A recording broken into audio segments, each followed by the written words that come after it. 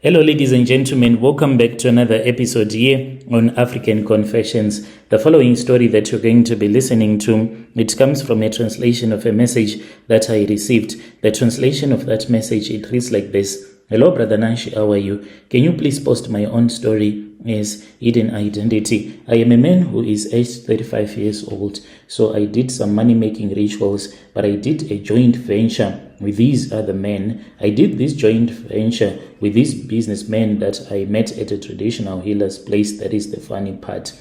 That is where we ended up having our business discussions and our meeting, because we could trust each other since we were both ritualists. In business, when you are dealing with someone who does not believe in what you believe in, it is quite easy for you to get robbed or for you to rob that person. So we did our oath that we will never be able to rob each other, to always treat each other fairly, whilst the traditional healer was our witness. So this is how I ended up having a bus in my own company's name. And when I came to South Africa, after I had wrote my O-level exams, I knew that I was not going to pass because the situation at home was so bad. From my father had lost his job, and we suspected that maybe it could have been one of his own relatives that had bewitched him, because my father was working as a manager.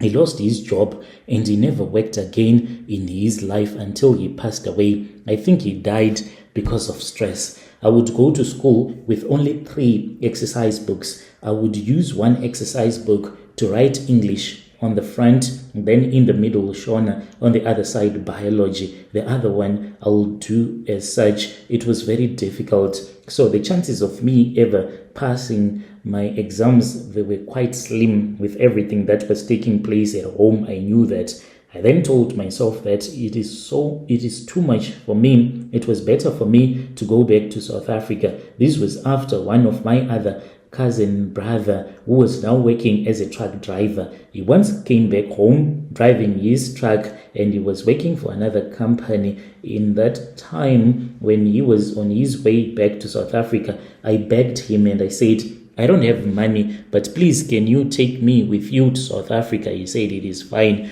We ended up coming to South Africa together. He would be paying for everything along the way until we arrived in Johannesburg. He was staying in East London with his wife, so he left me with one of his wife's relatives. I started staying and working in Joburg from 2011, and I was just working in construction companies. Life was basically hard, never had any money, never knew what it was like to be rich. So I just thought that maybe the life that I was supposed to live was for me to work.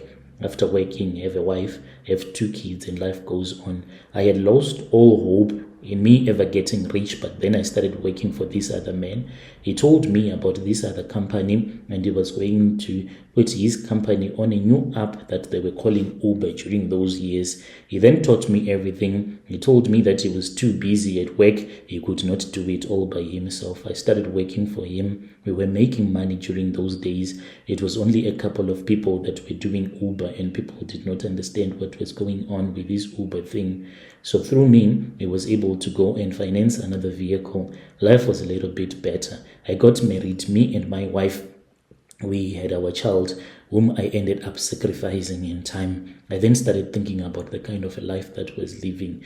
This was after my wife had painfully cheated on me. You know, when your wife cheats on you, that is when you realize that life is very hard. She was dating another man who was staying in the same location. He was a man who had a good job, who was from Zim. This man had more money than I had, and it was very painful. When I found out, I did not even have the strength to fight with my wife. I just broke down and I started crying. But me and my wife, we spoke after she had begged me for love back. She went on her knees and she said that I'll never do that. I'll never cheat on you again. And I said maybe we need to break up, but she kept on saying that she wanted us to be together still. After that, we continued staying together, but in my heart, I had so much pain.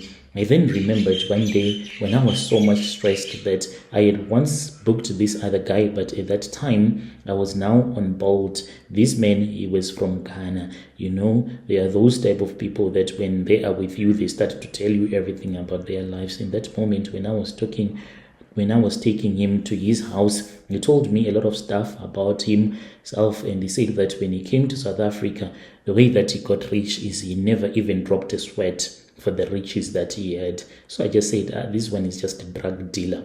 I went back to the emails, the past rides, and then I communicated with him. I said, hello, how are you? Can I have your WhatsApp number? He said, no, you can give me your WhatsApp number. I then started speaking with him. During that time when this happened, like life was really bad for me and I was in an emergency and I needed help. I don't know, I said, if you will be able to help me because you are the only one who can assist me. As for now, no one is going to assist me. So he said it is fine. He was going to try to make a plan. After that, the man said, I will get back to you. I stayed for about 6 months worried because he was not even texting me. One day, that was when he texted me and he said, what's up? Your WhatsApp is not working. Then I said, oh, I am using another number on WhatsApp. We then started communicating. The man then said that if you want me to help you, like the way that you wanted me to help you, what kind of help do you want? And I told him that I was in deep financial distress and I was in need of money and there were some people that I was owing, so I wanted someone who could assist me. And at that time I was even thinking of selling my own vehicle. He then said it is fine, but now the problem is that I am in Cape Town. Let us speak again when I am in Johannesburg. He then came to Johannesburg and he invited me to his place. I went there and then he said, all of these things, they can be yours. You can have as much money as you want. Are you willing to pay the price? If you are willing to pay the price, but I could not understand at that time that this was what he meant. There were sacrifices that were meant to be done. All that I wanted was desperate for money. Poverty yet affected me so much that the stresses of my wife cheating on me was just too much. I was at that point where I could accept anything from anyone. Me and this man, we spoke and said that he was willing to assist me and I was happy about it. The man then told me that he is part of a group that worships a deity, that is a Nigerian deity, and if I wanted to be part of that church, I was more than welcome, but it is a church where you can only be invited into that church. They don't want outsiders or those that they call unworthy, and for you to be accepted, you need to sacrifice the blood of your offspring. He said that he who does not have an offspring cannot be a member. Just like Abraham sacrificed his own son, so you are supposed to sacrifice your own offspring. Do you agree with this? And I said yes. I returned back home thinking about it. Then when my wife was fast asleep, I could not fall asleep. I kept on thinking about everything that was happening in my life. And I said, God, you are the one who knows.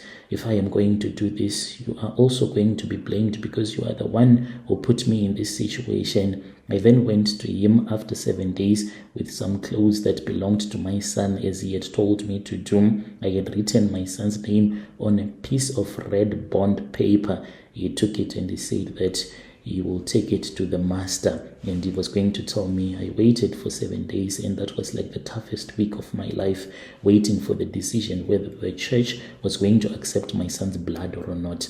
The reply came and I was told that my son had been accepted as a sacrifice. It was done on a full moon when I was naked, and then I made some rituals, and after that I was told to eat a live chicken. I did not finish it up. Another ritual was done involving drinking pure human blood.